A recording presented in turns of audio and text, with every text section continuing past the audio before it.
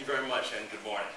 As he mentioned, my name is Hilary Shelton. I'm Director of the NAACP's Washington Bureau and Vice President for Advocacy. We believe the preservation and strengthening of the family unit is the long rallying point for the NAACP. For the most part, our nation's current immigration laws promote family unity by awarding the majority of U.S. immigrant visas to the direct relatives of current U.S. residents. To date, family sponsorship accounts for more than 85% of legal immigration to the United States. However, our efforts to keep families together have been seriously undermined by extremely long waits for family-based visas. Our backlog of visas experienced in any immigration categories, but especially for family members, currently separates immigrants from spouses and their young children for over 5 years and separates elderly parents, adult children, and siblings for as many as 23 years. The current family-based immigration system has not been updated in 20 years. There are currently 5.8 million people in the family immigration backlog awaiting unconscionable periods of time to reunite with their loved ones. It is for this reason that the NAACP strongly supports the Reuniting Families Act, and we applaud Congressman Honda, Congressman Nadler, Congressman Jackson Lee, and the other representatives here today who have taken the lead on this important issue. I would hasten to add that we are especially pleased that the sponsors of this bill have included the provisions of the Uniting American Families Act into the legislation, because the NAACP strongly believes that the definition of family is not restrictive and can and should also include non-traditional family units.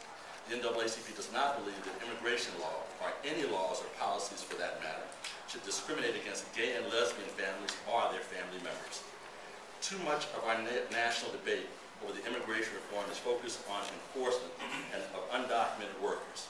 The NAACP believes strongly that the genuine immigration reform must include provisions to fix an antiquated system, with the results being the reinvigoration of one of the most crucial goals of American immigration law, the reunification of families.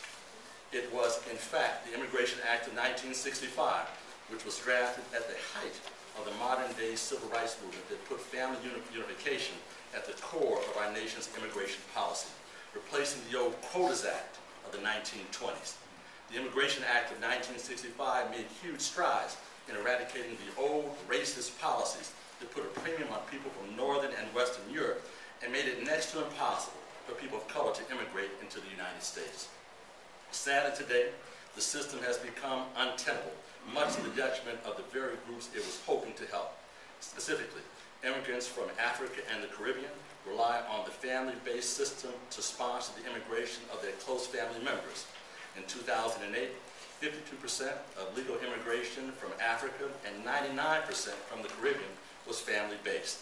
The U.S. State Department issued more than 400,000 family immigration visas in 2008.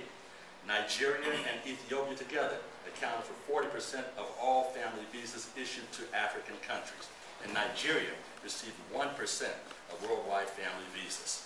Clearly, along with fixing family reunification, we need to ensure that all areas of the globe are treated equally when it comes to allowing immigrants into our nation.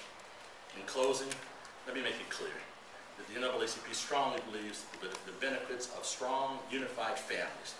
As such, we support the inclusion of modification to the existing family reunification policies in our nation's immigration law to facilitate more families being brought together faster and with less hassle. We strongly support Congressman Honda's Reuniting Families Act and call on the Congress to pass this bill and send it to President Obama as expeditiously as possible.